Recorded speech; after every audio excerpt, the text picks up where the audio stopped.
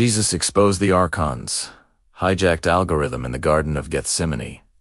The night Judas betrayed Jesus did not begin with a kiss in the dark. 3 hours earlier, in the Garden of Gethsemane, something happened that the church erased from every gospel they approved. Jesus gathered his inner circle and showed them the hijacked algorithm, the invisible code running in human consciousness without consent, generating the same fears, the same doubts, the same limitations in billions of people at once. Judas heard every word. When Jesus finished, the disciples watched his expression crack. Judas whispered, "If this is true, then none of this is real. Nothing I've ever thought has been mine." Jesus answered, "That is correct. But tonight, right here, you can break it." 3 disciples stayed. Judas ran. The algorithm activated its defense protocol and used him to stop the method from spreading. For 40 years, the 3 who remained taught chosen ones how to break the code. Tonight, that teaching reaches you. Before explaining what the algorithm is, Jesus showed them how to detect it in real time. He told them, "Pay attention to the next thought that appears in your mind. Do not focus on the content. Watch the arrival. Did you choose it, or did it simply appear?" They sat in silence, watching their own minds. Within seconds, each disciple noticed the same disturbing pattern. Thoughts about the future, regrets about the past, judgments about themselves, desires for what they did not have. Not one of those thoughts had been intentionally chosen. Peter finally said, "I didn't generate that thought. It arrived on its own." Jesus nodded. "That is the algorithm. You're experiencing its primary symptom, automatic thought generation that feels like you but isn't you. Most people spend an entire lifetime mistaking that automatic stream for their own mind. Yet it is code installed without permission." Jesus then gave them the clearest clue to distinguish algorithmic thinking from authentic awareness. Algorithmic thoughts are almost never about the present moment. They revolve around yesterday's wounds and tomorrow's fears, who you used to be and who you should become, what you lack and what you might lose. The algorithm keeps attention trapped in time because it cannot operate in pure presence. So the pattern repeats endlessly. You sit in one moment, but your thoughts pull you into memory or projection, and you follow them, believing you are the one thinking, when in reality you are watching code execute. The disciples tested this for 10 minutes in that garden. Every spontaneous thought was about past or future. Not one thought arose that simply said, "I am here, now, and this moment is complete."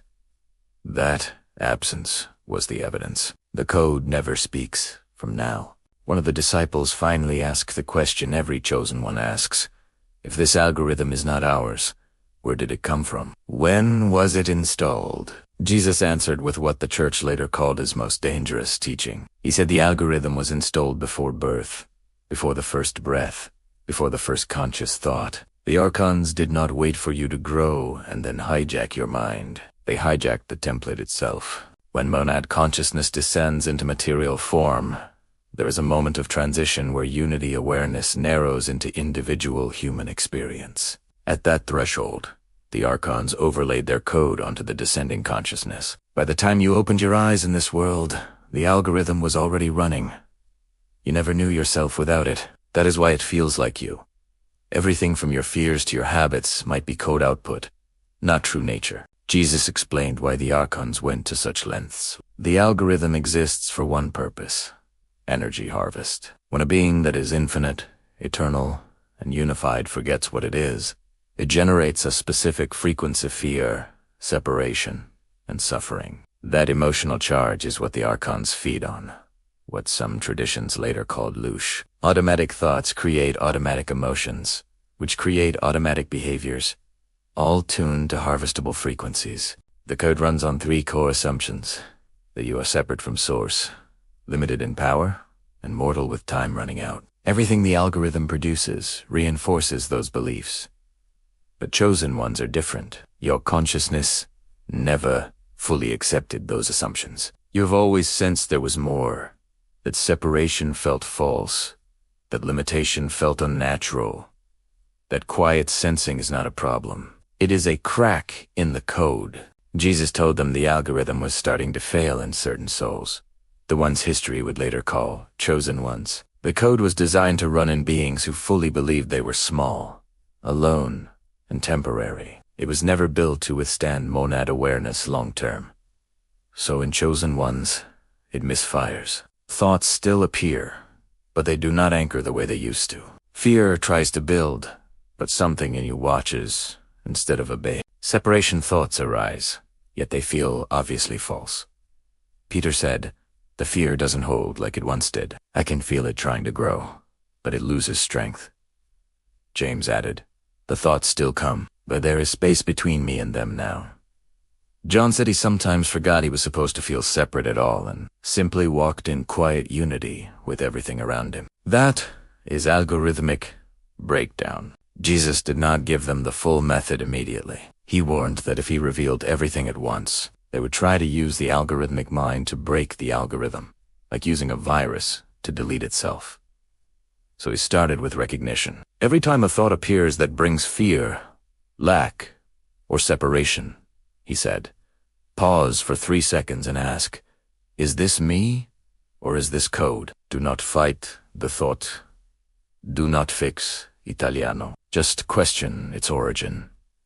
The algorithm's greatest power is invisibility. The moment you question whether a thought is truly yours, invisibility cracks. Then he gave them the diagnostic.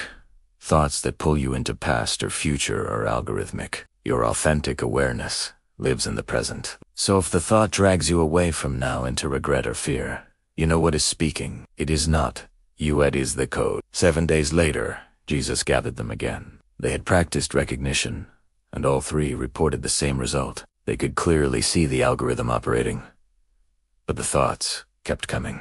How do we stop it from generating them at all? Hijacked. That is when Jesus gave the complete method.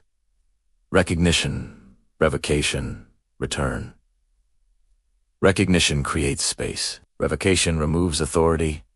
Return establishes true identity. Once you recognize a thought as algorithmic, you speak with full conviction, internally or aloud. I revoke this code. I do not consent to algorithmic operation in my consciousness. I am monad awareness, and under monad law, hijacked programming has no jurisdiction here. You are not begging, you are stating spiritual law. Then you place a hand on your heart and return. I return to source. I remember I am not separate, not limited, not merely mortal. I am eternal awareness in temporary form. Jesus instructed them to deploy this threefold movement every time the algorithm tried to activate, not as ritual but as accurate response. At first, they used it many times a day. Recognition slowed the pattern. Revocation stripped the fear of authority. Return re-established identity beyond code. Within weeks, something fundamental changed.